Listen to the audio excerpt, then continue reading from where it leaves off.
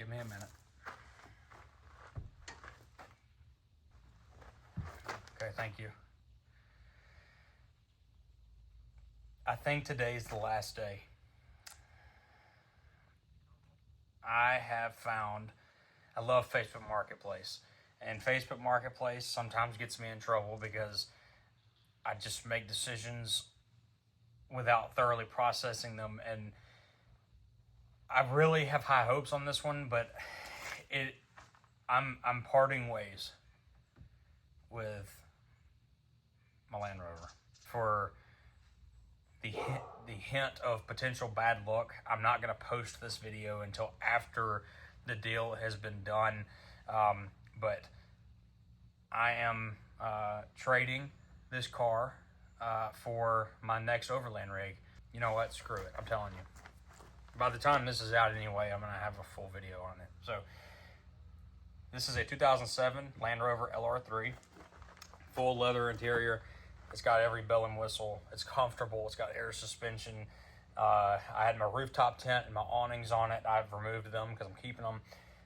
But, you know, for this line of hobby, this particular hobby, overlanding and off-roading, I just needed something more versatile off-road. I needed something a little bit more rugged.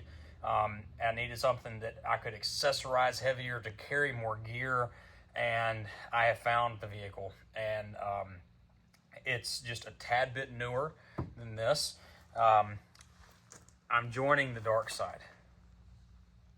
And you might be saying, wow, the dark side. What is the dark side? I'm joining the Jeep community.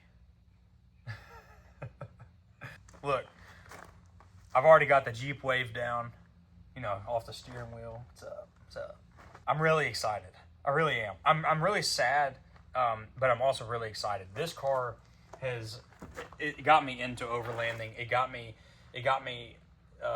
me the ability to experience camping and I'm a gearhead. I love gear. So, you know, I can only put so much gear into this thing because you can't do seat deletes. You can't add molly panels to the side.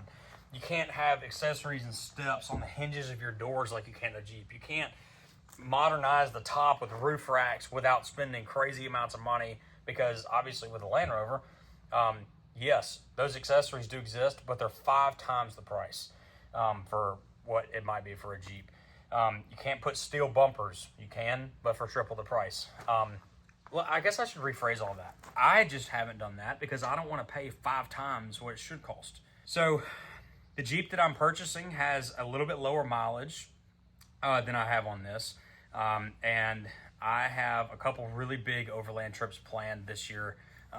One of them is going to be a joint trip with my buddies up in Oklahoma, called Backwoods Adventure Junkies. If you don't follow them on Facebook and YouTube, go follow them. I'm going to be doing some film work for them, hopefully. And so anyway, I wanted to build a Jeep, and I wanted one bad. And so we are today going to hopefully get rid of this one and pick up the new Jeep. New to me. It's going to be a complete build. There's already some aftermarket stuff done to the Jeep, but yeah, I'm just going to shut up about it. I want to personally thank the Land Rover community. It is a much smaller community than the Jeep community, but let me tell you, I like to work on my own stuff, own lift kits, own accessorizing, own just work in general, and troubleshooting faults and error codes and suspension, all this kind of stuff is so much easier to deal with these vehicles because of online Land Rover forums. They have helped so much because I think that they're a desirable vehicle once you've had one. I mean, me thinking about getting rid of this, like I might own another one in the future. But it's just kind of one of those deals where I would not have this thing sitting like it is if it weren't for the help of other people with Land Rovers. And I've made great connections and great friends through the Land Rover community. I know a couple of my boys at Backwoods Adventure Junkies that have Defenders are probably going to be disappointed that I'm getting rid of her. But, you know, all good things have to come to an end, and so that something good, even better, can begin.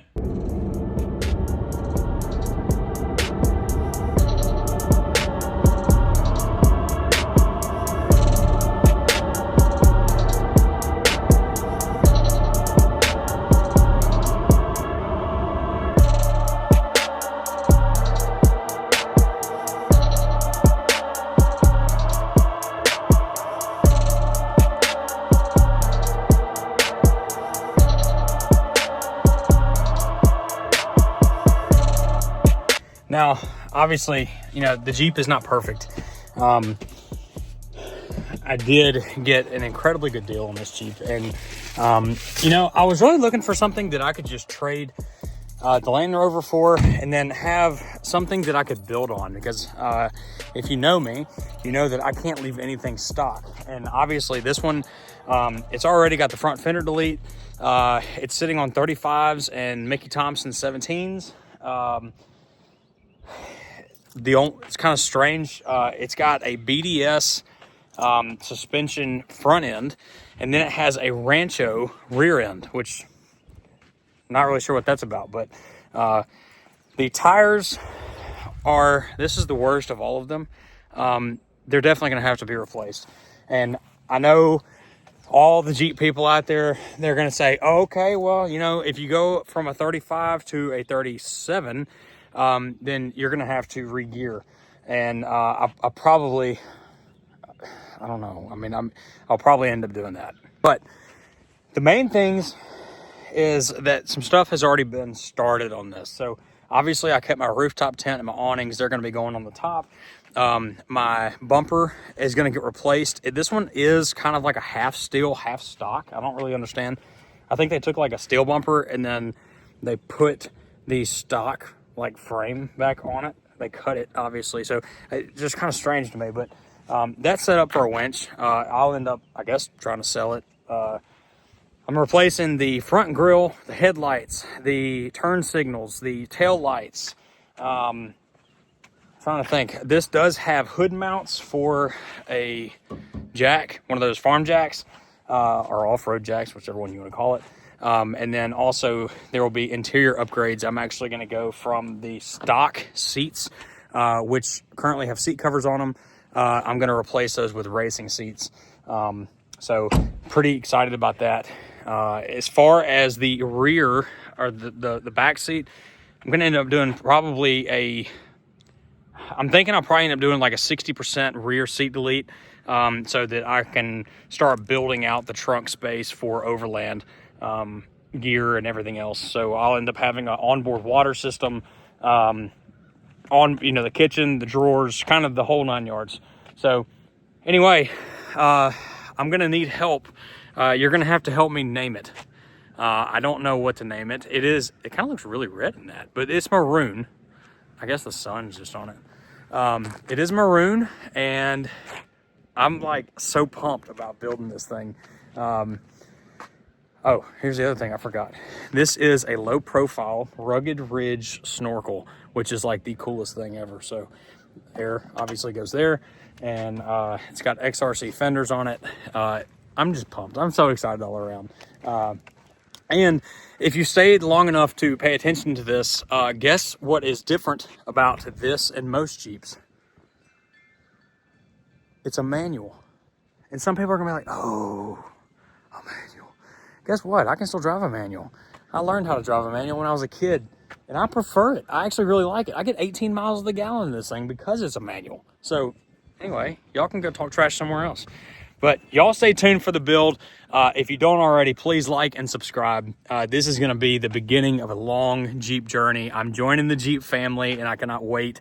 I'm not joining. I have joined, and I anxiously await the project of getting this thing built. We've got some big trips planned for this year, and this is going on them, so I've got to make sure that it is dialed and ready to roll.